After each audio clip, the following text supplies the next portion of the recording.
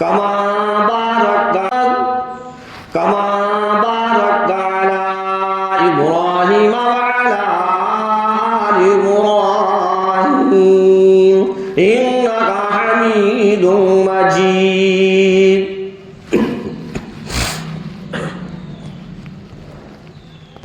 محترم حضرات، سامعین کرام، عزیز ساتھیوں،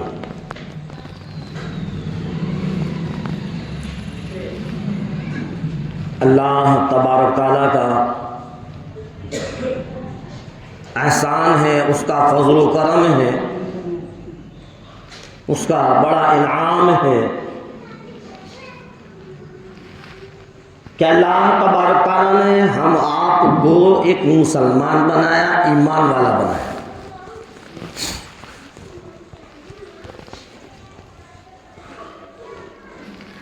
اللہ کے رسول سرکار دو عالم صلی اللہ علیہ وسلم کا امتی بنایا.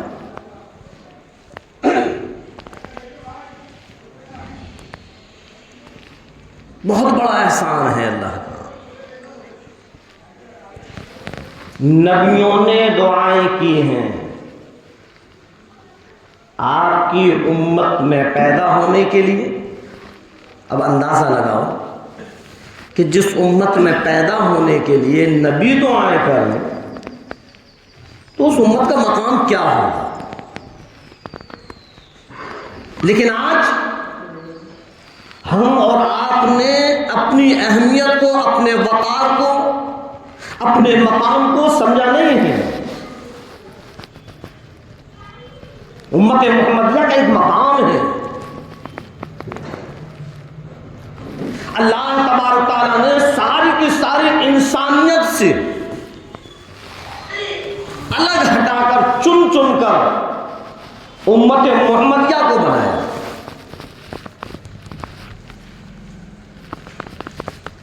اور اس امت محمدیہ کے سامنے سرکار دو عالم صلی اللہ علیہ وسلم کو رکھا، اور آپ صلی اللہ علیہ وسلم نے اپنی امت کو زندگی گزارنے کا طریقہ دیا. اور آپ نے ہر چیز کا طریقہ بتلایا. ماں کی گود سے لے کر قبر کے آغوش تک ہم کو کس طریقے سے زندگی گزارنا ہے سرکار دو عالم صلی اللہ علیہ وسلم نے کر دکھلا دیا. آپ نے فرما کر بتلا دیا، آپ نے سب سکھلا دیا. اب اگر ہم اور آپ اپنی کامیابی چاہتے ہیں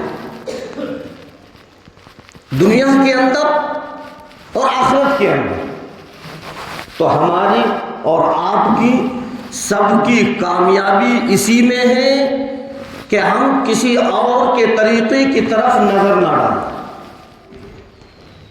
ہم کسی اور کے طریقے پر نہ چلیں. ہمارے سامنے جو ایک اسلام کا طریقہ ہے، ہمارے سامنے جو سرکار کا طریقہ ہے، ہم اس طریقے پر چلیں. دنیا بھی کامیاب اور آخرت بھی کامیاب. لیکن عجیب معاملہ ہے آج 15ویں صدی کے مسلمان کا، جس کے طریقے پر نظر جاتی ہے بس اس کو اپنے اندر لانا شروع کر دیتا. وہ صحیح ہے یا غلط ہے یہ نہیں سوچتا. اسلام اس چیز کی اجازت دیتا ہے یا نہیں دیتا وہ نہیں سوچتا. بس اس نے دیکھا کہ غیر ایسا کر رہے ہیں تو ہم بھی شروع کر دیں. یہودی ایسا کر رہے ہیں ہم بھی اس کو شروع کر دیں. نصارہ ایسا کر رہے ہیں ہم بھی شروع کر دیں. غیر مسلم اس طریقے پر چل رہے ہیں ہم بھی ایسے چلنے لگے. تو میرے عزیزوں، میرے دوستوں، پھر تو سوائے بربادی کے کچھ اور نہیں ہے. ابھی 25 دسمبر نکل کر گئے. جانتے ہیں 25 دسمبر میں یہ کرسمس ڈے جو ہوتا ہے کیا ہے؟ بہت سے مسلمان تو ایسے ہیں وہ جانتے ہی نہیں کہ کرسمس ڈے کیا ہے، لیکن بس اس دن ہم نے بھی یہ سمجھ لیا کہ یہ بہت اہم دن ہے، خوشیوں والا دن ہے، ہم بھی ان یہود اور نصاراؤں کی خوشیوں میں شامل ہو گئے، ہم بھی اسی کرسمس ڈے کو منانے لگے، ہم اس کو اچھا سمجھنے لگے، لیکن کبھی ہم نے کسی عالم سے نہیں پوچھا، کسی مفتی سے نہیں پوچھا کہ یہ کرسمس ڈے ہے کیا۔ بس ہم نے دیکھا کہ وہ ایسا کر رہے ہیں، ہم نے بھی اسی طریقے سے کرنا شروع کر دیا۔ اے لوگوں، ایمان والوں، مسلمانوں، مومنوں، میرے نبی، تیرے نبی، ساری کی ساری کائنات کے نبی، امام الانبیاء محبوب کبریا سرور کونین صلی اللہ علیہ وسلم کا فرمان ہے۔ اور ایک چیز بتلاؤں، آپ صلی اللہ علیہ وسلم کا یہ فرمان ایک مرتبہ نہیں، دو مرتبہ نہیں، تین مرتبہ نہیں، سینکڑوں مرتبہ ہم نے سن لیا، لیکن اس کے باوجود بھی ہماری سمجھ میں نہیں آتا، ہم اس پر عمل نہیں کرتے۔ کیا فرمان ہے ایمان والوں کے لیے، مسلمانوں کے لیے، اس امت محمدیہ کے لیے؟ آپ صلی اللہ علیہ وسلم نے فرمایا، او لوگوں، تم جس کا طریقہ اپناؤ گے تمہارا حشر اسی کے ساتھ ہوگا۔ کتنی مرتبہ سنتے ہیں لیکن عمل پر نہیں لاتے۔ اے 15ویں صدی کے مسلمان، کان کھول کر سن لے، کالی کملی والے کا فرمان ہے، امام الانبیاء کا فرمان ہے، سرکار دو عالم صلی اللہ علیہ وسلم کا فرمان ہے، اگر تو بھی کرسمس ڈے منانے لگا، اگر تو بھی کرسمس ڈے منانے والوں کے ساتھ ہو گیا، بس تیرا حشر بھی انہی کے ساتھ ہوگا جو یہودی اور نصارہ ہیں۔ ارے نادان مسلمان، تجھ کو خبر نہیں، تجھ کو پتا نہیں، تو جانتا نہیں ان یہودیوں کا عقیدہ کیا ہے، ان نصاراؤں کا عقیدہ کیا ہے، وہ کرسمس ڈے کو کیا بناتے ہیں، کیا جانتے ہیں؟ وہ تو اس دن کہتے ہیں کہ خدا کا بیٹا پیدا ہوا۔ سمجھ میں آئے کرسمس ڈے کا مطلب؟ یعنی خدا کا بیٹا پیدا ہوا۔ اور اسلام کیا کہتا ہے؟ قل هو اللہ احد، اللہ کا کوئی بیٹا نہیں، اللہ کی کوئی اولاد نہیں۔ اور یہ یہودی، یہ نصارہ کیا کہتے ہیں کہ حضرت عیسیٰ علیہ السلام خدا کے بیٹے ہیں، اور کچھ تو انہی کو گوڈ مانتے ہیں، یہی خدا، یہی ہے خدا۔ یہودی عزیر علیہ السلام کو خدا کا بیٹا کہا کرتے تھے، اور نصارہ عیسیٰ علیہ السلام کو خدا کا بیٹا کہا کرتے تھے، اور مشرکین مکہ فرشتوں کو خدا کی بیٹیاں کہا کرتے تھے۔ اللہ تبارک تعالیٰ نے اپنے پیارے حبیب سرکار دو عالم صلی اللہ علیہ وسلم کو محفوظ فرمایا، آپ دنیا کے اندر تشریف لائے، آپ نے لوگوں کے عقائد کو بدلا، جو غلط عقائد پر تھے آپ صلی اللہ علیہ وسلم نے سمجھا کر، بول کر، فرما کر دکھلا کر وہ سارے کے سارے عقائد ختم کیے کہ اللہ تو صرف ایک ہے، اس کی کوئی اولاد نہیں ہے۔ پوری کی پوری سورت پروردگار عالم نے اسی توحید کے اوپر اتار دی، سورہ اخلاص۔ ہم مسلمان ہیں، ہم قرآن کو ٹٹول کر دیکھیں، ہم حدیث پاک کو ٹٹول کر دیکھیں، ہم علماء سے پوچھ کر دیکھیں کہ بس جو ہم نے موبائل پر دیکھا بس ہم بھی اسی کام کو کرنے لگے۔ اللہ نے جو دماغ دیا ہے، ہم اس دماغ پر زور ڈالیں کہ سب سے پیارا، سب سے اعلیٰ، سب سے افضل، سب سے بہتر اللہ تبارک تعالیٰ نے جو ہم اور آپ کو نبی دیا ہے، اس نبی سے بہتر کوئی نہیں ہے، اس نبی سے بہتر کوئی نہیں تو اس کے طریقے سے بہتر کوئی طریقہ نہیں ہماری زندگی میں سوائے نبی کے طریقے کے کوئی اور طریقہ نہ ہو۔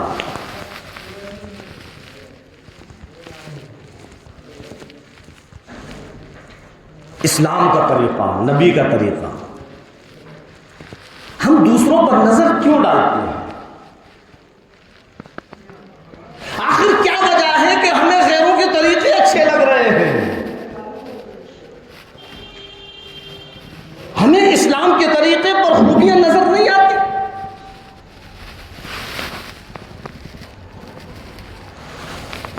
دل و جان سے سرکار دو عالم صلی اللہ علیہ وسلم سے ہر مسلمان محبت کرتا ہے،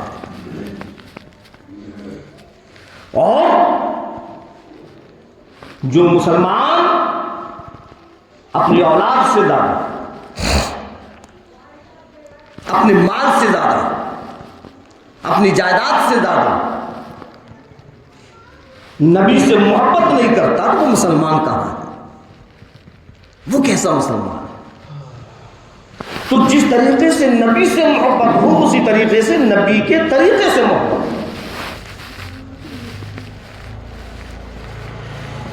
کوئی بھی چیز ہم موبائل پر دیکھیں یا کوئی چیز ہم کو ایسی نظر آئے جو ہماری سمجھ میں نہیں آ رہی تو فوراً علماؤں سے معلوم کرو۔ یہ نہیں ہے کہ بس ہمارے مزاج نے، ہمارے دماغ نے، ہمارے نفس نے اس کو اچھا سمجھا اور ہم چل دیے اس پر۔ سینکڑوں ایپ ایسی ہیں موبائل پر جو مسلمان کے ایمان کو ختم کرنے کے لیے بنائی گئی ہیں، اور مسلمان کو پتہ نہیں۔ مسلمان کا یقین تو موبائل پر اس قدر ہو گیا کہ اگر کوئی عالم اس کو بتلا رہا ہے تو وہ اس کو تو جھٹلا دیتا ہے۔ جی ہم نے موبائل پر ایک بہت بڑے عالم کو دیکھا، وہ تو یوں فرما رہے ہو تو تم ایسا کہہ رہے ہو۔ ہمیں کیا معلوم ہے کہ کون ہے وہ، کون سے عالم ہے، کیا ہے؟ ایمان کو برباد کرنے کے لیے، ایمان کو ختم کرنے کے لیے یہ یہودی نصاریوں کی چال ہے۔ ہاں، کسی طریقے پر نہ چلیں، علماء سے دریافت کریں، علماء سے معلوم کریں۔ ایسا نہیں ہے کہ جو ہمیں اچھا لگے بس ہم اس کو پکڑ لیں۔ اللہ کی کوئی اولاد نہیں ہے، اور حضرت عیسیٰ علیہ السلام جو ہیں وہ خدا کے بیٹے نہیں ہیں، خدا نہیں ہیں، بلکہ خود قرآن کہتا ہے قال انی عبد اللہ، کہ عیسیٰ علیہ السلام آپ خود بتلا دو ان لوگوں کو کہ آپ کون ہو۔ بچپنے کے اندر حضرت مریم علیہ السلام کی گود کے اندر موجود ہے، بچپنے میں ہی اللہ تبارک تعالیٰ نے اس نے حضرت عیسیٰ علیہ السلام کو گویا عطا فرما دی، اور حضرت عیسیٰ علیہ السلام کہنے لگے قال انی عبد اللہ، اے لوگوں میں اللہ کا بندہ ہوں، کوئی خدا نہیں، میں اللہ کا بندہ ہوں، کوئی خدا کا بیٹا نہیں۔ اپنے عقیدے کو درست کرو۔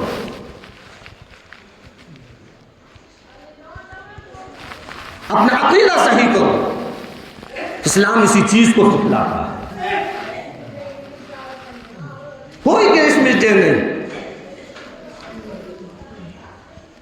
مسلمان اس کا یقین اور اس کا ایمان یہ ہونا چاہیے کہ حضرت عیسیٰ علیہ السلام ہاں اللہ کے نبی ہیں، اللہ کے نبی ہیں، اللہ کے بندے ہیں، نہ کہ وہ خدا کے بیٹے۔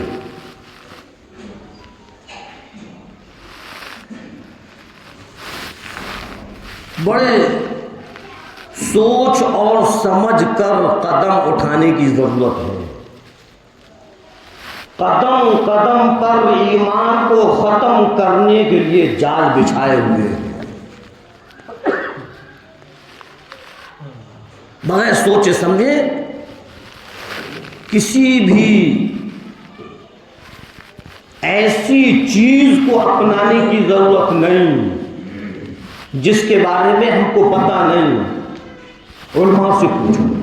اگر اسلام اس چیز کی اجازت دیتا ہے تب اس کو اپناؤ، اور اگر اسلام اس چیز کی اجازت نہیں دیتا، کتنی بھی بہتر ہو، کتنی بھی اچھی ہمیں لگے، لیکن ہم اس کو نہیں پکڑیں گے، کیونکہ ہمارے اسلام نے اس چیز کی اجازت نہیں دی، قرآن نے اس چیز کی اجازت نہیں دی. اور ہونا تو یہ چاہیے، ہمارا ایمان اس چیز کی اجازت دیتا ہے کہ اللہ کے رسول سرکار دو عالم صلی اللہ علیہ وسلم کے طریقے سے بہتر کوئی طریقہ نہیں ہے، تو پھر کیوں ہم اپنی نظروں کو ادھر ادھر ڈالتے ہیں کہ وہ ایسا کر رہے ہیں ہم بھی ایسا کرنے لگے. خدا کی قسم آج اسی یہودی اور نصاراؤں کے طریقے سے جو ہماری زندگیوں میں آئے ہیں، انہوں نے ہماری زندگیوں کو برباد کر کر رکھ دیا. کب سمجھ میں آئے گی ہمارے یہ بات؟ چاہے وہ گھر کے اندر ہو، چاہے وہ کوئی خوشی کا ماحول ہو، چاہے وہ شادی بیاہ کا ماحول ہو، جدھر دیکھو یہودیوں کا طریقہ.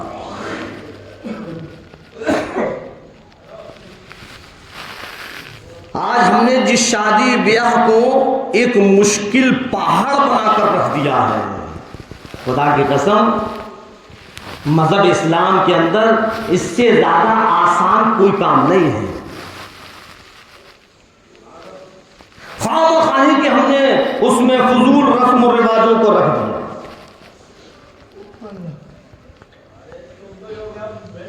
صرف اور صرف ایجاب اور قبول، دو چار گواہ ہو، لڑکا اور لڑکی دونوں سے اجازت لی جائے، مہر مقرر کیا جائے، بس ہو گئی شادی. کتنا آسان ہے. ہم نے آج اس شادی کو لاکھوں پر پہنچا دیا. یہ ہمارے جو امیر لوگ ہیں، مالدار لوگ ہیں، جو اپنے روپیے اور پیسے اور مال کی نمائش کرتے ہیں، انہوں نے اس شادی کو لاکھوں پر پہنچا دیا. اے امیرو، اے مالدار، اے اللہ کے بندو، ذرا غور کر لو، تمہارا اس قدر خرچ کرنے سے کتنی لڑکیاں ایسی ہیں جو عمر زیادہ ہو گئی لیکن ان کے ماں باپ کے پاس اتنا روپیہ نہیں، اتنا مال نہیں کہ وہ اتنا روپیہ خرچ کر سکیں. کہاں رشتہ ڈھونڈیں، کیسے رشتہ کریں؟ گھر پر بیٹھی ہوئی ہیں، اپنے ماں باپ کی عزت کو بچائے ہوئے ہیں. کچھ تو ایسی ہیں جنہوں نے خودکشی کر لی، لا اپنے آپ کو ہی ختم کر دے. رات اور دن ہمارے ماں باپ کی نیندیں ختم ہوتی ہیں، رات اور دن ہمارے ماں باپ سوچ و بچار میں گھرتے چلے جاتے ہیں. ہمارے ماں باپ کے پاس جہیز دینے کی کوئی جہیز نام کی کوئی چیز نہیں. کہاں سے دیں گے اتنا لمبا چوڑا دہیز؟ لاؤ ہم اپنے آپ کو ختم کر دیں، ہم اپنے آپ کو ہی مٹا دیں، نہ رہے گا باس، نہ بجے گی بانسری. ایک نہیں، دو نہیں، تین نہیں، 8 نہیں، 10 نہیں، سینکڑوں لڑکیوں نے خودکشی صرف اس وجہ سے کی کہ ہمارے اماں ابا کے پاس شادی کرنے کے لیے کوئی خرچ نہیں.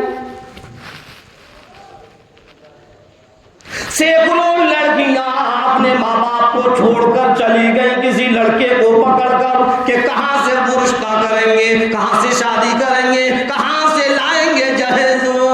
لاؤ ہم اسی کا ہاتھ پکڑ کر چلتے ہیں.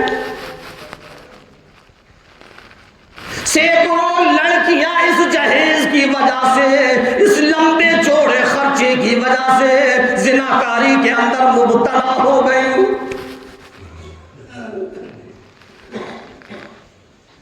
اے مسلمانوں، ہوش میں آؤ، اس کام کو کرو جس کی اسلام اجازت دیتا ہے، اس کام کو کرو جس کو سرکار دو عالم صلی اللہ علیہ وسلم اجازت دیتے ہیں. غیروں کو مت دیکھو کہ غیر کیا کر رہے ہیں. اس شادی کو اتنا لمبا چوڑا مت بناؤ، ایک پہاڑ مت بناؤ. جو آسان ہے اسی آسان طریقے سے اس شادی بیاہ کے ماحول کو لاؤ جس سے غریب لڑکیاں بھی آسانی کے ساتھ اپنے اپنے جوڑوں کے ساتھ چلی جائیں. ان غریب ماں باپ کے دلوں کو جا کر دیکھو، وہ دن بہ دن گھٹتے چلے جا رہے ہیں کہ کہاں سے اتنا خرچ کروں. پہلے تو صرف یہ سارے کے سارے خرچے شادی والے دن ہوتے تھے. اب تو مہندی کا کھانا الگ ہوگا، ہلدی کا کھانا الگ ہوگا. یہ ہلدی، یہ مہندی، یہ خامخواہی کے رسم و رواج ہیں اور ہم اس میں الجھتے چلے جا رہے ہیں. کیا ہے یہ ہلدی جو ہم اتنا لمبا چوڑا کھانا کرنے لگے؟ اگر ہم رسم کے حساب سے ہلدی لگا رہے ہیں یا لگوا رہے ہیں تو یہ بالکل غلط ہے. اور اگر صرف ہماری نیت ہلدی لگانے کی یہ ہے کہ تھوڑا رنگ صاف ہو جائے، فرق ہے ہلدی لگانے میں بھی. اگر ہم رسم کے اعتبار سے لگائیں گے تو یہ بالکل سراسر غلط ہے. اور اگر صرف ہماری نیت یہ ہے کہ لاؤ شادی سے پہلے 2-4 دن پہلے تھوڑا رنگ صاف ہو جائے تو ہم اس پر ہلدی لگا دیں، یہ ہلدی رنگ کو نکھار لاتی ہے، تو صرف ہلدی لگاؤ، نہ کہ اتنا لمبا چوڑا کھانا کرو کہ تو بھی آ جا، تو بھی آ جا، سارے رشتے داروں کو اکٹھا کرنا اور پھر لمبا چوڑا کھانا کرنا. اے امیروں، تم نے تو اکٹھا کر کر کھانا کر دیا، لیکن وہ غریب کیا کرے گا جس کے پاس کھانا کھلانے کے لیے پیسہ نہیں ہے؟ وہ کہاں سے لائے گا؟ اپنی بھی فکر کرو اور دوسروں کو بھی فکر کرو.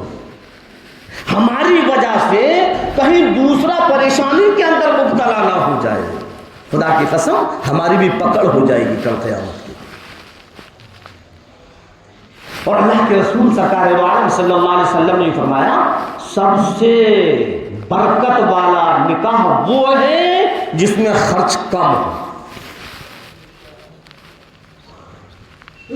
آسانی کے ساتھ مسجد کے اندر اپنے نکاح کریں اور پھر نکاح ہو گیا، کوئی رسم و رواج نہیں، کچھ نہیں. جائیں 2-4 لوگ لڑکی کو ودا کر کر لے آئیں، کوئی خرچ نہیں. ہاں، اب اگر اللہ نے آپ کو اتنا دیا ہے، اگر آپ کو دیا ہے تو اپنے دروازے پر تم ولیمہ کرو، اپنے دروازے پر ولیمہ کرو. لیکن ہم غیروں کو جیسا دیکھ رہے ہیں بس ہم بھی کرنے لگے. توبائیں کرو اللہ سے، اللہ بڑا غفور رحیم ہے، اللہ توباؤں کو قبول کرنے والا ہے. اور ان ساری کی ساری خرافاتوں سے بچیں، اوروں کو بچائیں. ہاں، دنیا ہی سب کچھ نہیں ہے. ڈرو اس پروردگار عالم سے جس کے سامنے ہم سب کو کھڑا ہونا ہے. اور اللہ تبارک تعالیٰ ایک ایک چیز کا حساب لے لے گا. کیا حساب دیں گے؟ جو آج ہم اور آپ جو زندگی گزار رہے ہیں، کیا حساب دیں گے اللہ اگر حساب لینے پر آ جائے؟ ہماری زندگیوں کے اندر نبی کا طریقہ کتنا ہے، غیروں کا طریقہ کتنا ہے، ہم خود جانتے ہیں۔ غیروں کو مت دیکھو، غیر کیا کر رہے ہیں ان کو ان کے حال پر چھوڑو۔ ہم مسلمان ہیں، ہم اسلام پر چلنے والے ہیں، ہم نبی کریم صلی اللہ علیہ وسلم کی امتی ہیں۔ ہم اپنے سرکار دو عالم صلی اللہ علیہ وسلم کے طریقے کو دیکھیں کہ آپ نے کس طریقے سے شادیاں کی تھی، آپ کی لختے جگرگوں کی جو شادیاں ہوئی تھیں وہ کس طریقے سے ہوئی تھیں، صحابہ کرام کی شادیاں ہوئی وہ کس طریقے سے ہوئی۔ کیا یہ ساری کی ساری خرافاتیں تھیں؟ اور اگر نہیں تھی تو ہم کیوں کر رہے ہیں؟ کیا اللہ اس کی پکڑ نہیں کرے گا؟ ہوش میں آ جاؤ مسلمانوں، ہوش میں آ جاؤ، کہیں خدا کی قسم پروردگار عالم نے میدان قیامت میں سوال کر دیا، اے میرے بندے، میں نے تیرے سامنے اپنے امام الانبیاء سرور کونین صلی اللہ علیہ وسلم کو پہنچایا اور آپ صلی اللہ علیہ وسلم نے کر کر دکھلایا، پھر بھی تو غیروں کے طریقے پر چلتا رہا کیوں؟ میں نے تو بڑا آسان نکال رکھا تھا، تو نے اتنا لمبا چوڑا پہاڑ کیسے بنا دیا؟ ذرہ برابر بھی تیرے اندر میرا خوف نہ رہا۔ ڈرو، اللہ سے ڈرو، اللہ سے ڈرو، کوئی ایسا کام نہ ہو جو کہ خدا ہم سے ناراض ہو جائے۔ ہاں، تمہیں بتلا رہا تھا کرسمس ڈے کے اوپر، جو آج مسلمان بھی انہی نصاراؤں کی خوشیوں میں خوش ہوتا ہے۔ اجی کیا ہے، 25 دسمبر ہے، کرسمس ڈے ہے، کرسمس ڈے ہے۔ عقائد بدل جائیں گے، ایمان ختم ہو جائے گا اگر ہم نے بھی کرسمس ڈے منانا شروع کر دیا تو۔ ہاں، ہمارا یقین، ہمارا ایمان، ہمارا توکل، ہمارا بھروسہ صرف اور صرف اللہ پر ہے۔ ہمارا عقیدہ ہے کہ اللہ ایک ہے، اللہ کی کوئی اولاد نہیں۔ قرآن کریم کو کھول کر دیکھیں، ہم نے غیروں کو دیکھا، بس ہم نے وہ کام شروع کر دیا۔ اللہ رب العزت فرماتا ہے، میرے بندے میں اس چیز کو گوارا نہیں کرتا کہ تم میرے ساتھ کسی اور کو شریک کر، میں یہ چیز ہرگز گوارا نہیں کہ تم میرے ساتھ میری اولاد کو ٹھہرا۔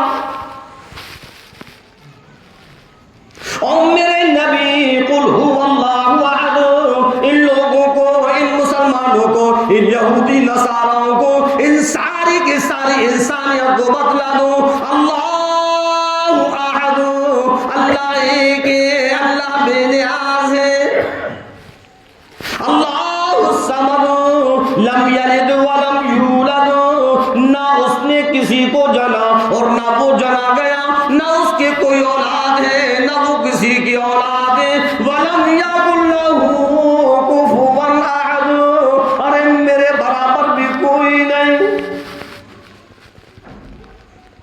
تم کہاں اولاد کی بات کرتے ہو؟ اللہ تو یہ فرماتا ہے کہ وہ صفت جو اللہ کے ساتھ خاص ہے، اگر ان صفتوں کو دوسروں کے ساتھ خاص کر دیا تب بھی ایمان ختم ہو جائے گا۔ مثال کے طور پر دینے والی ذات اللہ کی ہے، اب ہم اپنا عقیدہ بنا لیں کہ اور بھی جو اللہ کے ولی ہیں، جو قطب ابدال ہیں، وہ بھی دے سکتے ہیں، خواجہ صاحب بھی دے سکتے ہیں، صابر صاحب بھی دے سکتے ہیں، وارث صاحب بھی دے سکتے ہیں۔ اللہ فرما رہا ہے وَلَمْ يَكُنْ لَهُ كُفُوًا أَحَدٌ، میرے برابر کوئی نہیں کسی کے اندر یہ صفت نہیں، دینے والی ذات تو میں ہوں۔ آج مسلمان جہاں چاہتا ہے اپنے ہاتھوں کو پھیلے دیتا ہے، جہاں چاہتا ہے اپنے ماتھے کو ٹیک دیتا ہے، جہاں چاہتا ہے فریادیں شروع کر دیتا ہے۔ اللہ فرماتا ہے میرے بندے میرے پاس آ، میں سنوں گا، میں تجھ کو دوں گا، میں نے تجھ کو یہ سر اپنے لیے دیا ہے، خبردار جو میرے علاوہ کسی اور کے سامنے جھکا۔ کسی اور کے سامنے جھکنے کی اجازت نہیں ہے کہ جہاں چاہو بس وہیں سر ٹیکنا شروع کر دو۔ اسلام یہ نہیں سکھلاتا، اسلام کے طریقے پر چلو، نبی کے طریقے پر چلو۔ اللہ کے رسول سرکار دو عالم صلی اللہ علیہ وسلم تشریف فرما، صحابہ کرام موجود ہیں، آؤ اور اس حدیث پاک پر غور کرو۔ جو قبروں کو سجدہ گاہ بناتے ہیں، قبروں پر ماتھا ٹیکتے ہیں، سجدہ کرتے ہیں، صحابہ کرام کہنے لگے اللہ کے نبی آپ امام الانبیاء ہیں، آپ سرور کونین صلی اللہ علیہ وسلم ہیں، آپ کا ایک اونچا مقام ہے، آپ تو نبیوں کے نبی ہیں، امام الانبیاء ہیں، آپ تو سید الپیغمبر ہیں۔ ہم نے قیصر و کسریٰ کے لوگوں کو دیکھا وہ اپنے بادشاہوں کے سامنے سجدہ کرتے ہیں، اے امام الانبیاء آپ ہم کو اجازت دو کہ ہم بھی آپ کا ادب احترام کریں، آپ کے سامنے سجدہ کریں، جیسے کہ قیصر و کسریٰ اپنے بادشاہوں کے سامنے سجدہ کرتے ہیں۔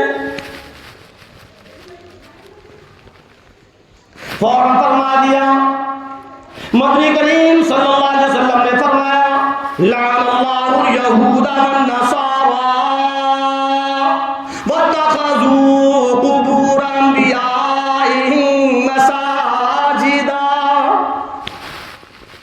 اے صحابہ کی جماعت، اللہ کے علاوہ کسی کو سجدے کی اجازت نہیں۔ لعن اللہ الیہود والنصارى، اللہ تبارک تعالیٰ نے ان یہود اور نصاراؤں پر لعنت فرمائی۔ کیا وجہ تھی ان پر یہ لعنت فرمانے کی وجہ کیا تھی؟ اللہ تبارک تعالیٰ نے ان یہود اور نصاراؤں پر جو لعنت فرمائی اس کی وجہ سرکار دو عالم صلی اللہ علیہ وسلم نے بیان فرمائی، وَاتَّخَذُوا قُبُورَ أَنْبِيَائِهِمْ مَسَاجِدًا، انہوں نے اپنے نبیوں کی قبروں کو سجدہ گاہ بنا لیا۔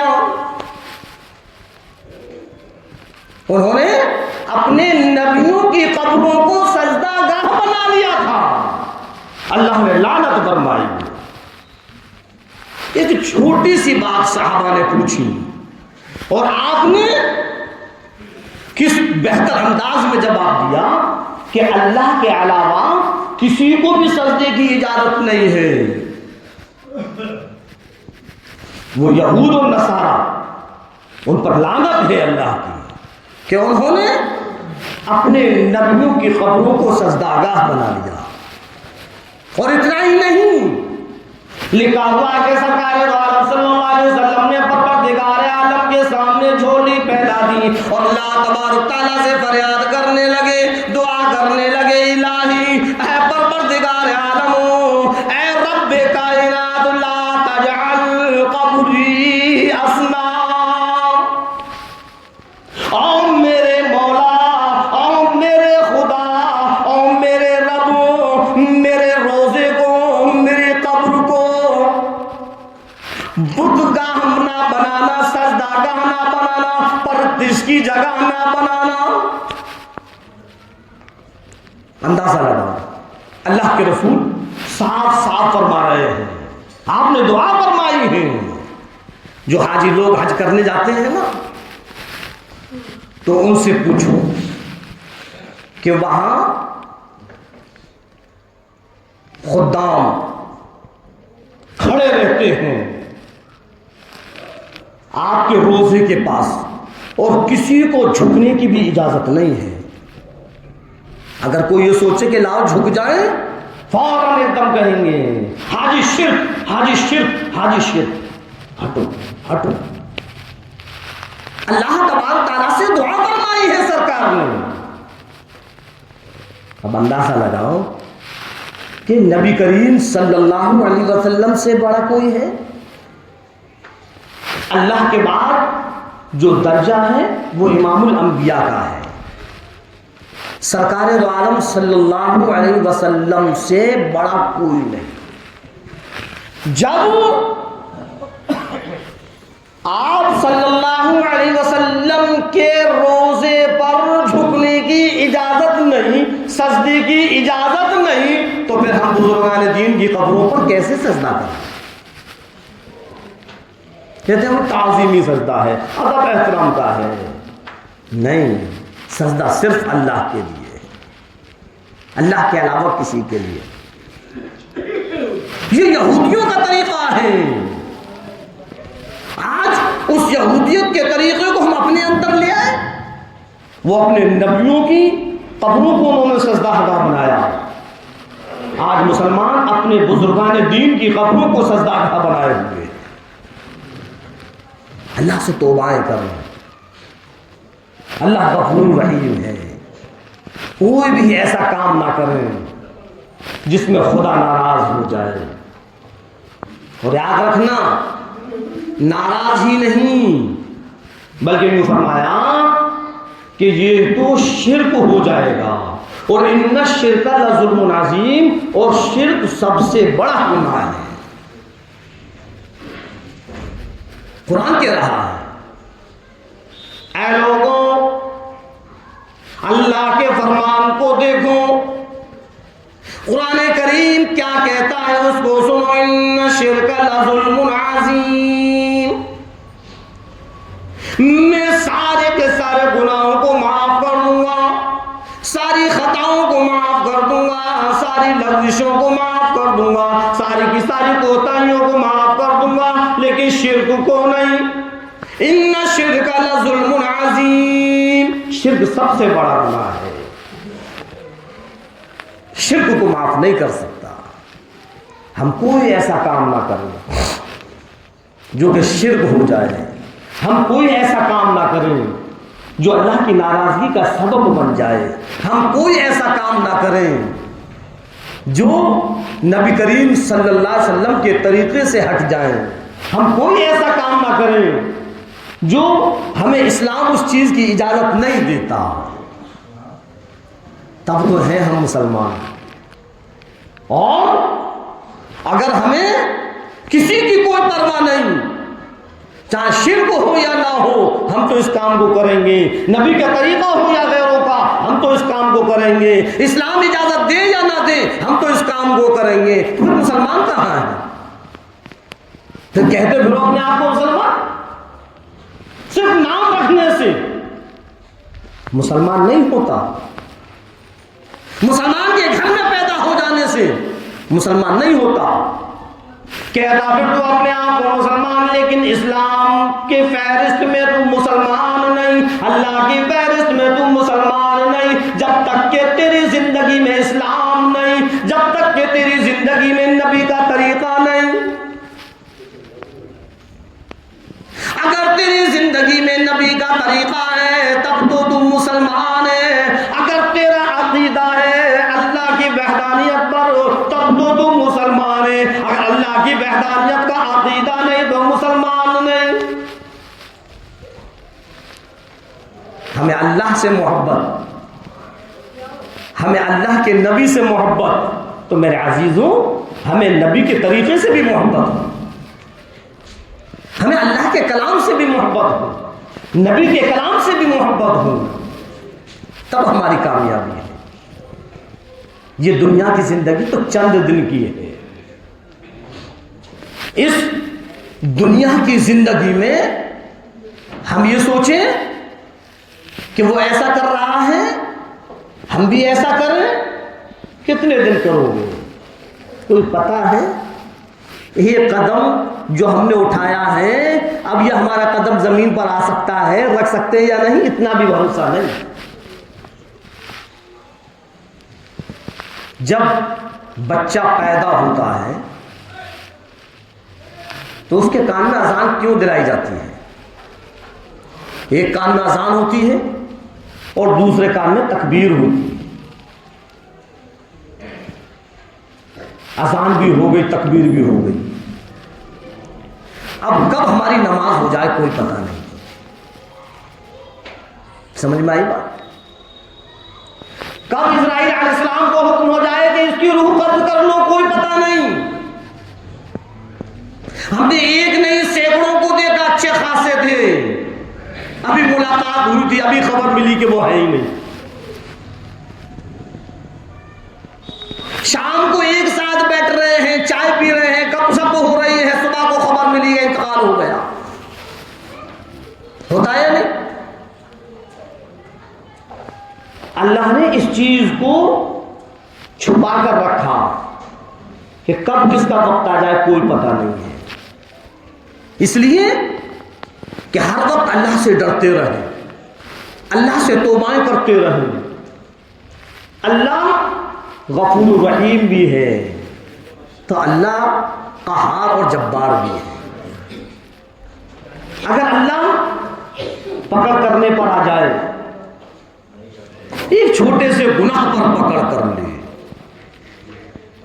اور اگر بخشش کرنے پر آ جائے تو ایک چھوٹی سی نیکی پر بخشش کر دے، ہر وقت اس سے ڈرے۔ نماز پڑھ رہے ہیں تب بھی ڈریں، روزہ رکھ رہے ہیں تب بھی ڈریں۔ نہ معلوم ہم نے جو نماز پڑھی ہے یہ نماز اللہ ہماری قبول کرے گا یا نہیں کرے گا؟ ہماری نماز میں کوئی کمی تو نہیں آ گئی؟ ہم اپنے آپ کو یہ نہ سمجھیں کہ ہم تو پانچوں وقت کے نمازی ہیں، جنت ہماری نہیں، کوئی پتہ نہیں ہے کہ اللہ ہماری نماز قبول بھی کرے گا یا نہیں۔ ہر وقت اللہ سے ڈرتے رہیں اور توبائیں کرتے رہیں۔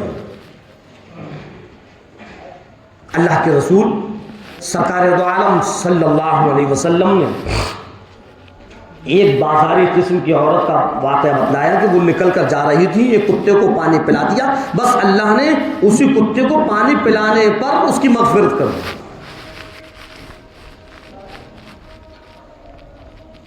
کہ اس کو میری مخلوق پر رحم آیا۔ اور وہیں ایک بڑھیا کا واقعہ بتلایا کہ اس نے بلی پالی اور بلی کو کھانے پینے کو نہیں دیتی تھی، اس کا انتقال ہو گیا۔ سرکار دو عالم صلی اللہ علیہ وسلم نے فرمایا کہ اس بڑھیا کو جہنم میں دیکھا ہے، اور اس عورت کے بارے میں کیا بتلایا کہ میں نے اس عورت کو جنت کے اندر دیکھا ہے۔ سرکار فرما رہے ہیں، تو پتہ یہ چلا کہ جانوروں پر بھی رحم کرنے سے اللہ مغفرت کر دیتا ہے، اور جانوروں پر ظلم کرنے سے اللہ پکڑ کر لیتا ہے۔ آج تو مسلمان پر ظلم کر رہا ہے، وہ اس کے خون کا پیاسا بیٹھا ہے، وہ اس کے خون کا پیاسا بیٹھا ہے، اس کے دل میں اس کی طرف سے نفرت ہے، اس کے دل میں اس کی طرف سے نفرت ہے، وہ اس سے نہیں بولتا، وہ اس سے نہیں بولتا۔ کچھ کام تو ایسے کرتا ہے کہ میرے یہ کام کرنے سے اس کو تکلیف پہنچے، جلا جلا کر اس کام کو کرتا ہے کہ مجھ سے میرا پڑوسی جو میرا قریبی ہے، میرا پڑوسی ہے، اس کو تکلیف کیسے پہنچے گی، وہ پریشان کیسے ہوگا، اس کو پریشان کرنے کے لیے، اس کو تکلیف پہنچانے کے لیے، اس پر ظلم کرنے کے لیے نئے نئے منصوبے بناتا ہے۔ اس کی چار لوگوں میں بڑی عزت بنی ہوئی ہے، اس کو کیسے ذلیل کیا جائے، اس کی عزت کو کیسے اچھالا جائے، کون سی ایسی بات میں ایسی بات اس کی طرف سے کہوں کہ لوگ اس سے نفرت کرنے لگے۔ ہاں، آج یہ 15ویں صدی کا مسلمان، اس کا معاشرہ اس قدر بگڑ گیا کہ وہ اپنے دکھ سے پریشان نہیں ہے، دوسرے کے سکھ سے پریشان ہے۔ یہ کیسے خوش، لوگ اس کی کیسے عزت کر رہے ہیں، یہ اتنا امیر کیسے بن گیا، اس پہ اتنی دولت کیسے آ گئی، کس طریقے سے یہ برباد ہو، کس طریقے سے یہ لوگوں کی نظروں میں گر جائے، کیسے اس کی عزت کو برباد کیا جائے۔ آج مسلمان سے محفوظ نہیں ہے، ایک دوسرے کے دشمن بنے ہوئے ہیں اور ایک دوسرے پر ظلم کر رہے ہیں، ایک دوسرے کے خون کے پیاسے بنے ہوئے ہیں۔ جب اللہ جانوروں پر رحم کرنے سے مغفرت کرے گا اور جانوروں پر ظلم کرنے سے پکڑ کرے تو اگر کوئی انسان پر ظلم کرے گا تو اس کا کیا حال ہوگا؟ کیا اللہ اس کی پکڑ نہیں کرے گا؟ یاد رکھنا ہے مسلمانوں، تیری ساری کی ساری نمازیں، تیرے روزے، تیری عبادت بھری رہ جائیں گی اگر کسی پر ظلم کرنے کی وجہ سے پروردگار عالم نے تیری پکڑ کر لی۔ تو لوگوں پر ظلم بھی کرتا ہے، نماز بھی پڑھتا ہے، تو لوگوں کو پریشان بھی کرتا ہے، عبادت بھی کرتا ہے، تو لوگوں کو گالیاں دیتا ہے، ان کا دل دکھاتا ہے، ان کی عزت سے کھلواڑ کرتا ہے، اور ادھر اللہ کا فرمان بھی پورا کرتا ہے۔ رب ذوالجلال کی قسم، پروردگار عالم بھی فرماتا ہے میں اپنے حق کو تو معاف کر دوں گا لیکن بندوں کے حق کو اس وقت تک معاف نہیں کروں گا جب تک کہ وہ خود معاف نہ کرے۔ آج ہمیں اس چیز کا خیال ہے جو ہم ظلم کرنے پر لگے ہوئے ہیں، لوگوں کو پریشان کرنے پر لگے ہوئے ہیں، لوگوں کی عزت سے کھیلنے میں لگے ہوئے ہیں۔ اللہ کے رسول سرکار دو عالم صلی اللہ علیہ وسلم حرم شریف کے اندر موجود ہیں، خانہ کعبہ سامنے، اللہ کے رسول سرکار دو عالم صلی اللہ علیہ وسلم نے اس بیت اللہ شریف پر نظر ڈالی اور آپ فرمانے لگے اے بیت اللہ تو اللہ کا گھر ہے، مجھ کو تجھ سے بے انتہا محبت ہے، لیکن اگر کوئی انسان تجھ کو 100 مرتبہ ڈھا دے اور بنا دے تو مجھ کو اتنی تکلیف نہیں ہوتی جتنی تکلیف ایک مسلمان کی عزت کو اچھالنے سے ہوتی ہے۔ ہمیں اس چیز کا خیال ہے؟ شرم کرو، شرم کرو، اور یہ ظلم و ستم سے باز آؤ، لوگوں کا حق مارنے سے باز آؤ، لوگوں پر ظلم کرنے سے باز آؤ، لوگوں کو پریشان کرنے سے باز آؤ۔ کہیں ایسا نہ ہو، کہیں ایسا نہ ہو کوئی کوئی مظلوم ہمارے ظلم کا شکار ہے اور اس کی زبان سے، اس کے دل سے جو آہ نکلی، کہیں اللہ اس آہ کو قبول نہ کر لے اور ہمارا کھانا خراب ہو جائے۔ ہاں، جب مظلوم کے دل سے آہ نکلتی ہے تو اللہ اس کو قبول کر لیتا ہے، وہ عرش الہی کو ہلا دیتی ہے۔ آج ہم سمجھ ہی نہیں رہے۔ بہرحال تو کہنے کا مقصد میرا یہ ہے کہ ہم ان ساری کی ساری چیزوں سے بچیں، اور جس چیز کی ہمیں مذہب اسلام اجازت دیتا ہے اس پر چلیں، سرکار نبی کریم صلی اللہ علیہ وسلم کے طریقے پر چلیں، انشاءاللہ دنیا بھی کامیاب ہوگی اور آخرت بھی کامیاب ہوگی۔ اللہ رب العزت ہم اور آپ کو کہنے اور سننے زیادہ عمل کرنے کی توفیق عطا فرمائے۔ وما علینا الا البلاغ۔